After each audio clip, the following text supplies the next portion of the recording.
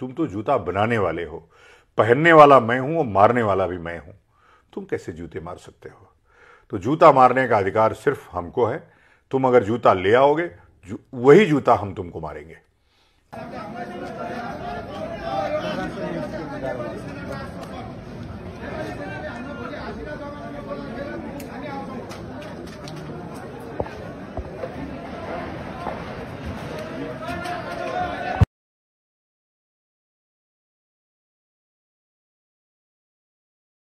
में हमने supreme court के एडवोकेट से बात की है। आरएसएस की इस राष्ट्रीय स्वयंसेवक संघ जो संगठन जो है बन गया है राष्ट्रीय समलैंगिक संघ, उसके बारे में मैंने सुप्रीम कोर्ट के लॉयर हैं नरेंद्र नाथ मिश्रा कहा जाता है, वो लगातार रिट याचिकाएं दायर करते हैं, जनहित याचिकाएं। मैंने उनसे बात की, तमाम धाराओं में वो स्टडी कर रहे हैं और इस पर बैन करने के लिए हमने मांग की है। जल्दी ही वो हमारे लॉयर आएंगे, उस पर बात हो गई है, उस पर करके और आगे जो है सुप्रीम कोर्ट में जाएंगे याचिका डालने। भूल तो नहीं गए हमें, ये गद्दी, ये परंपरा, ये सब कुछ हमने बनाई थी, अन्यथा आप सभी का कोई अस्तित्व नहीं होता।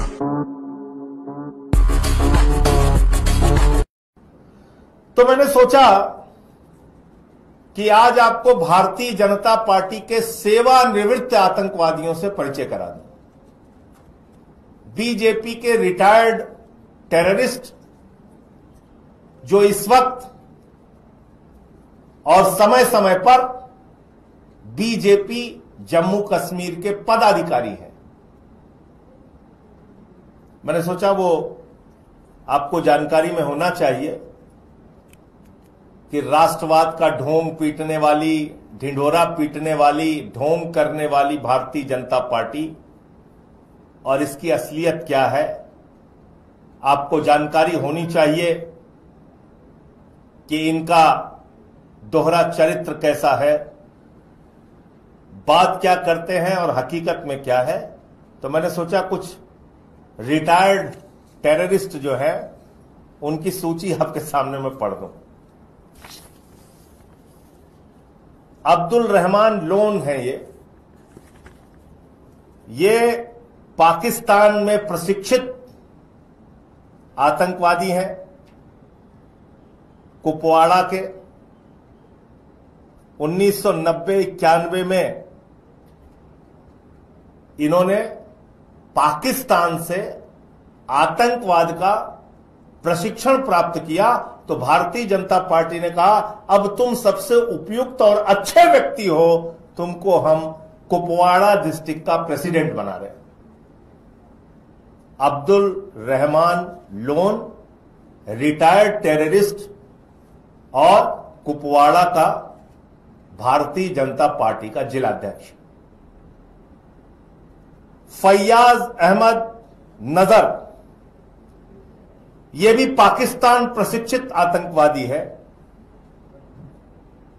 भारतीय जनता पार्टी ने कहा तुमने पाकिस्तान से आतंकवाद का प्रशिक्षण प्राप्त किया है, अब तुम बारामूला भारतीय जनता पार्टी के महासचिव रहोगे। General secretary Bharatiya Janata Party Baramulla district, retired terrorist Fayaz Ahmad Nazar. तीसरा नाम है अब्दुल रहमान टिकरी। यह भी अल बर्क और अल जिहाद नाम के आतंकवादी संगठनों से जुड़ा रहा है। बाद में इसने सरेंडर किया और सरेंडर करने के बाद इसने राजनीति ज्वाइन करना चाहा।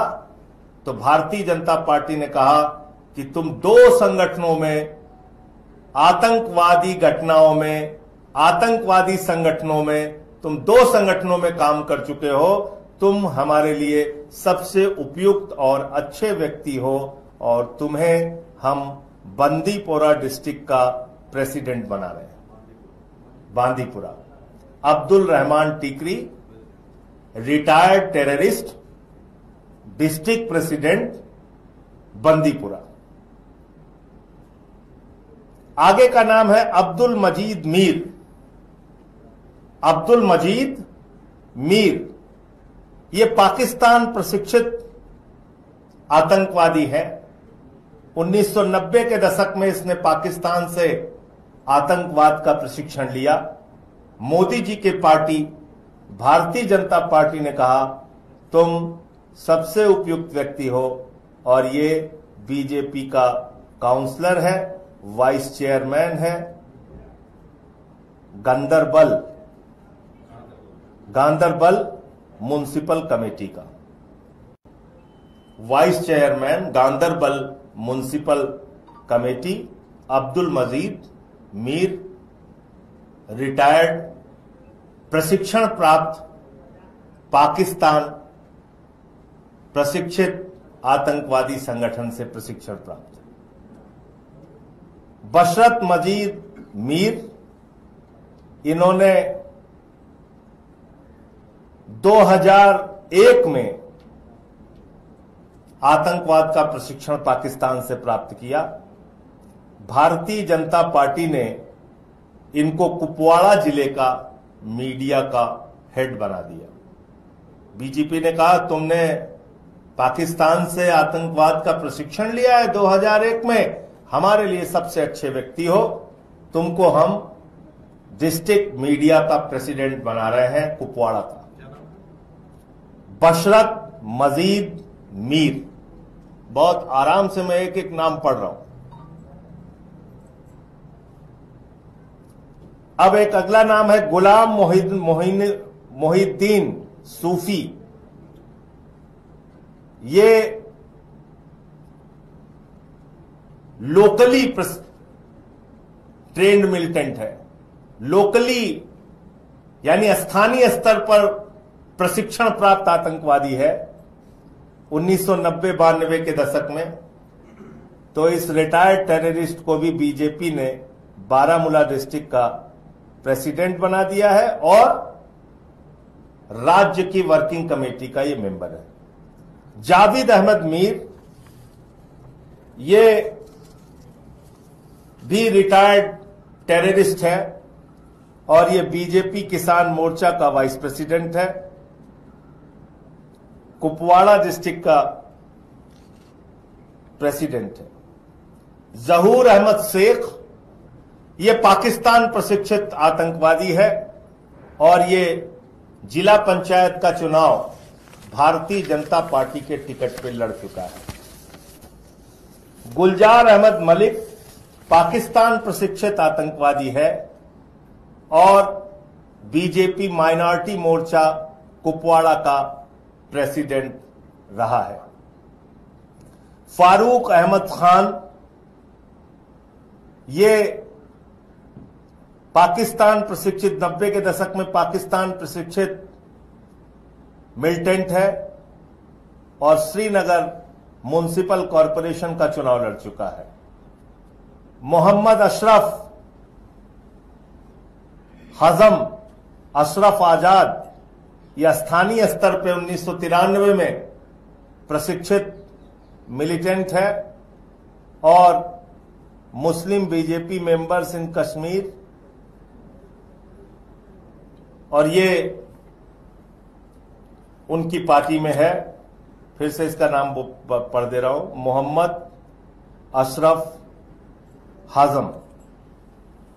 और एक की फोटो तो आप लोगों ने सबने देखी होगी, मैं फिर दिखा देता हूं।